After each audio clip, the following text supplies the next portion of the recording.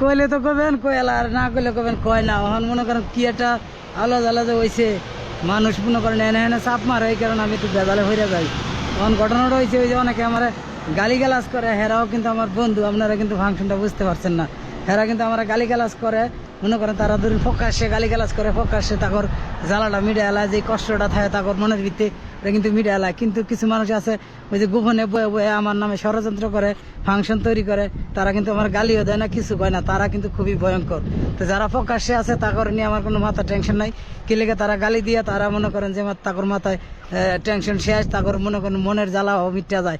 এখন তারা দিতেছে গালি, কয়দিন পরে দিব তালি, ঠিক আছে। তো আবার এখন আপনারা আবার কিছু মানুষ ফাংশন তৈরি করতে পারেন যে গালি দেয়, তারাও যদি আপনার বন্ধু হয়, তা আমরা আবার কিরম বন্ধু, আমরাও তাহলে গালি দিব, তে আবার ফাংশন আলো জ্বালা বেঁচে যাবো। সবাই যদি গালি দেন পরে আমি কই যাবো, কই গিয়া হুমু, কই ঘুমামু, সব ফাংশন কিন্তু পরে আমার কিন্তু বেড়াচারা বেঁচে যাবে। তাই কিছু মানুষে গালি দিলেও মনে করেন তাকর লেগে পরে আবার তালি দিব তারা। তো এই ফাংশনটা আপনারা আলো জ্বালা করেন না, আপনারা মনে করেন ভালো ভালো কমেন্ট করেন, আপনার ঘরে কিন্তু আমি ভালোবাসি। আর যারা গালি দেয় তারাও কিন্তু আমার বন্ধু, পরে দিব তালি, এখন দিতেছে গালি।